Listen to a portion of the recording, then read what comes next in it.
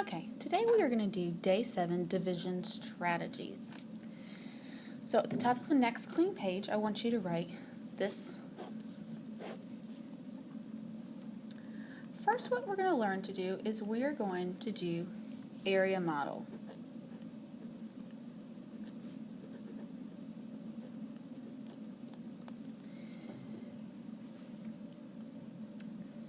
So, say for example, we had a problem that was 378 divided by 7. We wanted to find it out.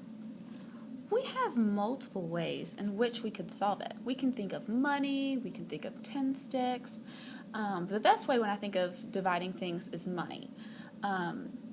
So this is a newer method. Your parents probably were not taught this when they were in school. I was not taught this in school. But like multiplication, you just need to know how to read the problem and then solve it to your best ability. So copy these notes down, and maybe this will be the division strategy that's best for you. So first what we're going to do is we're going to create a rectangle. We're going to put a 7, and then we're going to do a rectangle. The 7 comes from here, and then inside we're going to put 378. You're going to ask yourself, 7 times what is a number close to 378? And I'm going to think about that.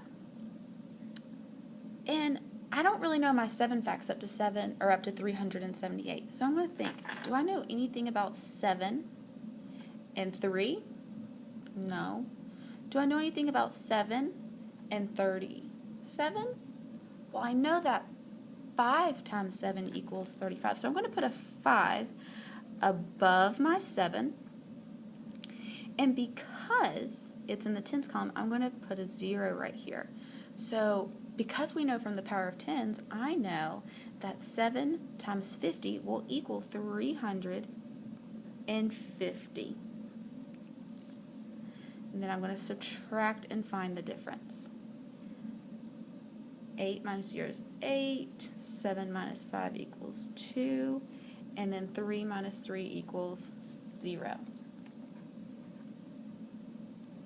Now what I'm going to do is I'm going to draw another box, and I'm going to move this over here.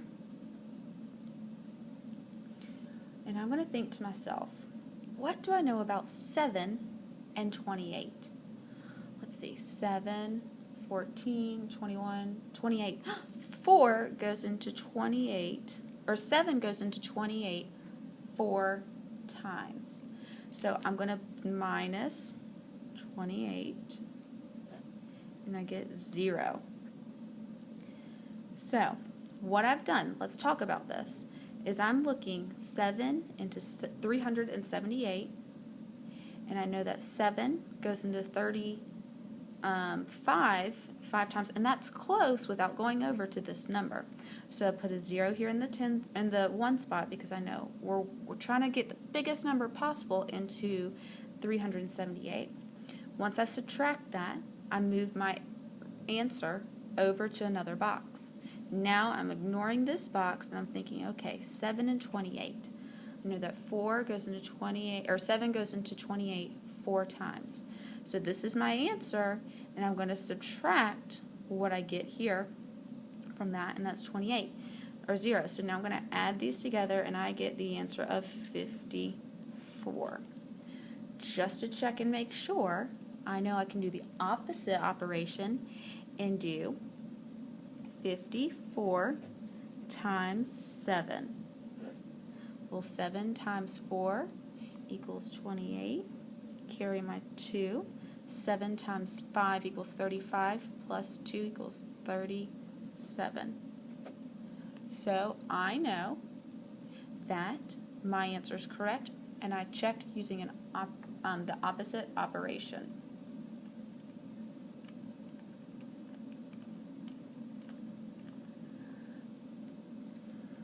We can do another problem with this exact method.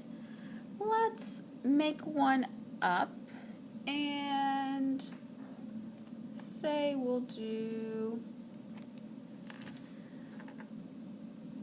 355 divided by 5.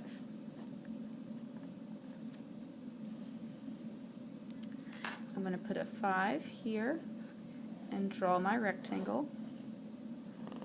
And my first number is going to be 355. Okay, does 5 go into 3? No. Does 5 go into 35? Yes. Let's see. 5, 10, 15, 20, 25, 30, 35. 7 times. So I'm going to put a 7 above the 35. And I know, because this is in the tens column, I need to put a 0 here. So I know from the power of tens that 5 times 7 equals 35, but because that's 70, I'm going to put an extra 0. Now, because 5 times 7 equals 350, I'm going to subtract, and I get. Now, I'm going to move my answer over. Does 5 go into 5? It does. 1 time. Because I got 0, I know I'm done. I need to add up what I got on the top to get 71. I'm going to check by doing 71 times 5.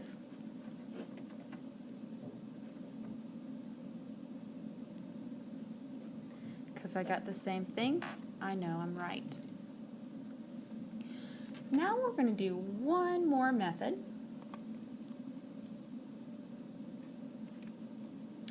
I'm going to teach you the old-fashioned method. You do not have to flip over to the next page. If you have space, then that's fine, but I needed more space. We're going to do once again with the 378 divided by 7. This is the same number we used in the first problem, except for I'm just showing you with a different method, and this is going to be called the standard.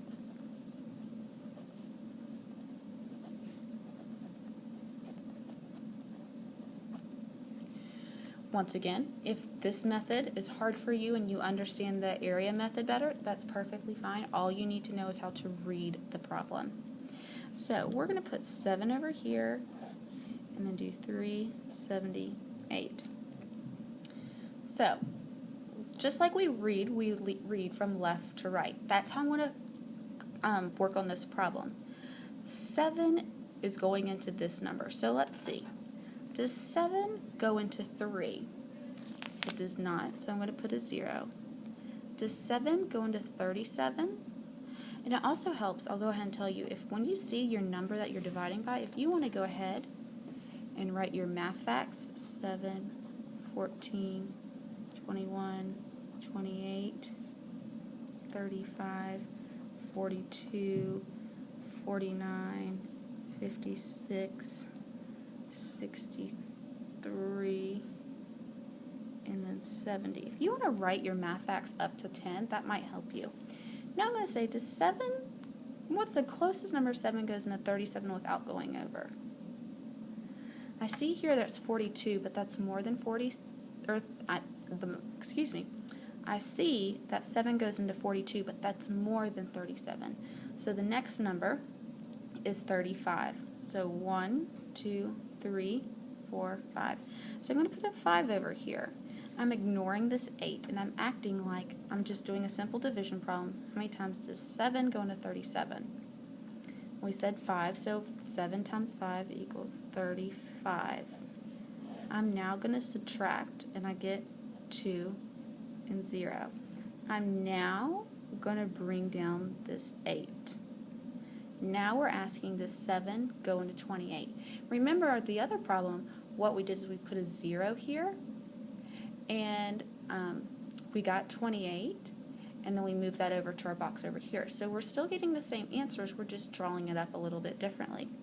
Now, does 7 go into 28? I see it does. 1, 2, 3, 4. So I'm going to put a 4 above the 8, because now we're talking about this column. I'm going to do minus 28. And I get 0. Because I get 0, I know I'm done. don't have anything else I can do. And I can check. And because we've already checked on the other page, I know 54 times 7 does equal 378. I'm going to do the other problem. What was it? 5 divided by, let me check, 355.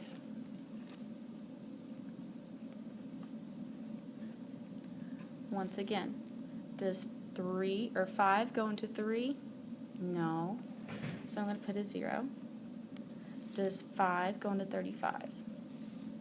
I forgot to do 5, 10, 15, 20, 25, 30, 35, 40, 45, 50. Okay, how many times does 5 go into 35 without going over? I see it goes into it exact. So I'm going to put a 7 over the 5 because that's the number we're working with now. We're working with 35. And 7 times 5 equals 35. Now, I got 0, and before I said when you get 0, you know you're done. Well, really, when you see 0 and it's the last column, that's when you know you're done. We still have this 5 up here to work with. And we also know that 7 times 5 equals 35, and our answer needs to go into 355. So I need to draw this arrow, put a 5, bringing it down. Now, does 5 go into 5? It does. One time. I'm going to put I always put the digit over the last number we've been working with. And I get 0. I now know I'm done because I don't have anything I can bring down anymore. So I get my final answer of 71. Here is my answer for the first one. Here's my answer for the second one. This is the standard method. This is a method that your parents and I use normally. We still have one more method to use, but we will learn about that one tomorrow. Come with any questions.